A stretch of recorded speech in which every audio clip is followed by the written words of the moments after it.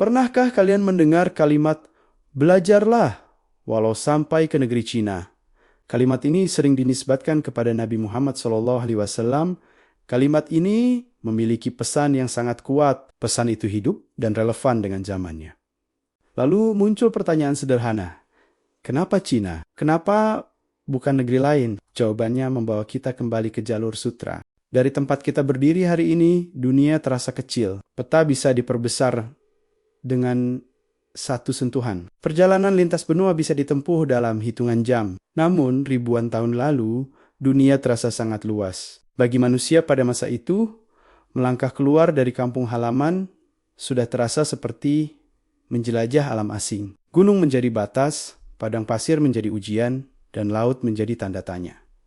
Namun, manusia tetap berjalan. Mereka berjalan membawa barang, membawa cerita, dan membawa rasa ingin tahu. Dari langkah-langkah itulah dunia perlahan membesar. Salah satu jejak terpanjang dari perjalanan manusia itu dikenal dengan nama jalur sutra. Jalur sutra bukanlah satu jalan lurus. Ia adalah jaringan, seperti anyaman benang yang saling terhubung. Jalur darat membentang dari Asia Timur ke Eropa. Jalur laut menghubungkan pelabuhan-pelabuhan di Samudra Hindia dan Laut Cina Selatan. Perjalanan ini berlangsung lama, dimulai sekitar abad kedua sebelum Masehi, dan terus hidup hingga abad ke-15, selama lebih dari 1000 tahun. Manusia dari berbagai peradaban saling bertemu. Pertemuan itu membuat dunia terasa lebih luas dari sebelumnya. Banyak sejarawan memulai kisah jalur sutra dari Tiongkok. Sekitar tahun 130 sebelum Masehi, Kaisar Han Wudi dari dinasti Han mengirim seorang utusan bernama Zhong Qian. Ia berangkat dari kota Chang'an, yang sekarang dikenal sebagai Xi'an. Tugasnya terdengar sederhana, mencari sekutu politik di Asia Tengah. Perjalanan itu berubah menjadi kisah panjang. Ia tertangkap oleh suku Xiongnu. Ditahan selama bertahun-tahun, tapi tetap bertahan hidup. Ketika akhirnya kembali ke Chang'an, Zhong Qian membawa kabar tentang dunia yang luas, tentang lembah Fergana, tentang kuda-kuda yang kuat, dan tentang negeri-negeri yang belum dikenal istana Han. Sejak laporan itu, dinasti Han mulai membuka jalur perdagangan ke barat. Sutra menjadi barang utama, kain ini ringan, mudah dibawa, dan bernilai tinggi. Dari sinilah jalur sutra perlahan terbentuk. Pada abad pertama Masehi, Chang'an tumbuh menjadi kota raksasa dengan penduduk lebih dari 1 juta jiwa. Bagi ukuran dunia kuno, ini adalah kota yang luar biasa. Pasarnya ramai, gudangnya penuh, dan gerbangnya terbuka untuk pendatang. Pedagang dari Asia Tengah berdiri berdampingan dengan penduduk lokal. Bahasa terdengar kaya dengan berbagai logat yang menyatu. Chang'an menjadi tempat pertemuan awal, tempat manusia belajar mengenali perbedaan. Menuju barat Laut Chang'an, terbentang padang pasir tak lamakan di Xinjiang. Padang pasir yang luas, cuaca sangat panas di siang hari, dan dingin di malam hari. Orang-orang tidak berjalan di tengah, mereka menyusuri tepinya. Di sepanjang tepi padang pasir, tumbuh kota-kota oasis. Dunhuang menjadi salah satu yang terpenting. Kota ini berdiri sebagai persinggahan, tempat istirahat dan bertukar kabar. Gua Mogao mulai dipahat dekat kota ini sejak abad ke-4 Masehi. Dinding gua dipenuhi lukisan, adegan kehidupan, dan wajah manusia dari berbagai wilayah. Jika kita perhatikan lukisan-lukisan itu, terlihat sesuatu yang menarik.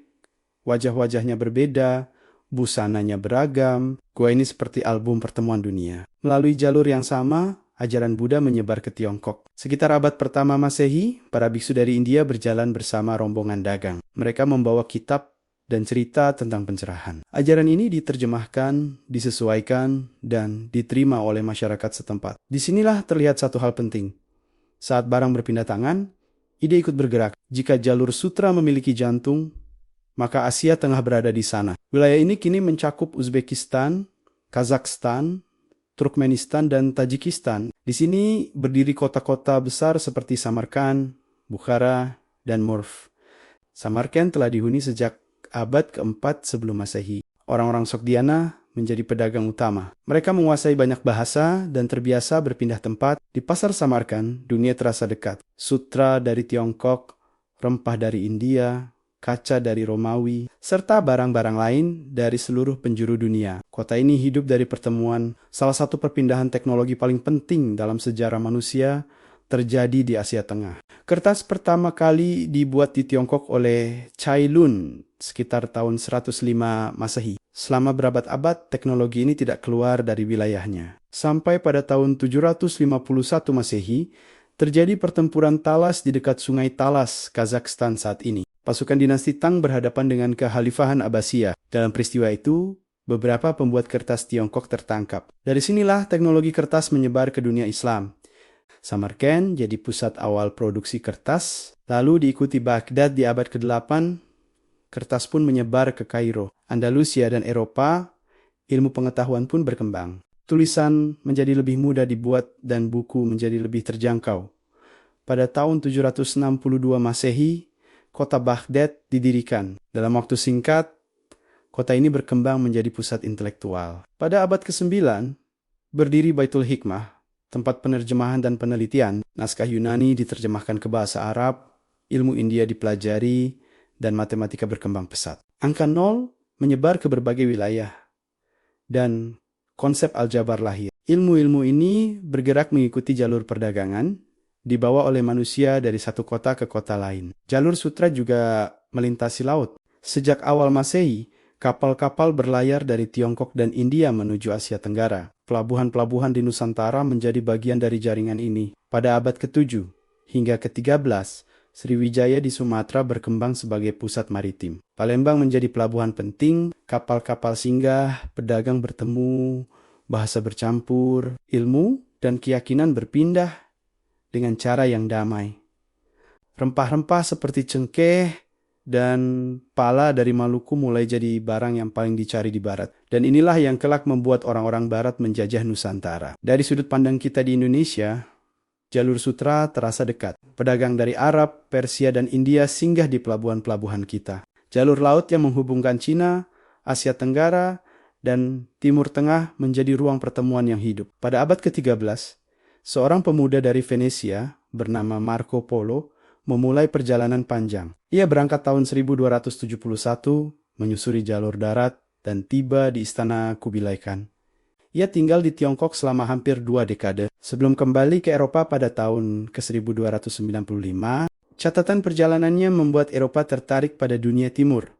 Kota-kota besar, uang kertas, dan administrasi yang rapi. Cerita membuat jarak terasa lebih dekat. Pada abad ke-15, jalur darat mulai sepi. Keamanan menurun, wabah menyebar, dan bangsa Eropa menemukan jalur laut baru. Tahun 1498, Vasco da Gama mencapai India lewat Tanjung Harapan. Tanjung bersejarah di Afrika Selatan yang menandai titik penting pelayaran Eropa ke Asia. Perdagangan dunia berubah arah. Namun, jejak jalur sutra tidak pernah benar-benar hilang. Ia tertinggal dalam bahasa, dalam makanan, dalam agama, dan dalam cara manusia berpikir. Kalimat walau sampai ke negeri Cina menyimpan makna jarak. Cina mewakili tempat yang jauh, sulit dijangkau, dan penuh tantangan. Pesan yang ingin disampaikan sederhana. Ilmu layak dikejar, meski harus menempuh perjalanan panjang. Dalam konteks jalur sutra, pesan ini terasa nyata. Ilmu memang berpindah lewat perjalanan. Kertas bergerak dari Cina ke barat, teknologi menyebar dari satu peradaban ke peradaban lain. Orang tidak menunggu ilmu datang. Mereka berjalan mencarinya. Jalur sutra mengajarkan kita satu hal sederhana. Dunia menjadi besar karena manusia saling bertemu. Pertemuan menciptakan perubahan, melahirkan pemahaman, dan membuka jalan baru. Sebagai manusia yang hidup di kepulauan, kita mengenal arti perjalanan, perahu, angin, dan juga pelabuhan. Sejak lama, leluhur kita juga hidup dari pertemuan. Dan mungkin di zaman ini, ketika dunia terasa gaduh dan terpecah, kisah jalur sutra kembali relevan. Sebagai pengingat bahwa dunia tumbuh ketika manusia mau berjalan, berjumpa, dan saling mendengar. Terima kasih sudah menyimak perjalanan belum selesai. Subscribe agar kita bisa melanjutkan cerita, dan tinggalkan komentar untuk kisah apa yang ingin kamu dengar selanjutnya.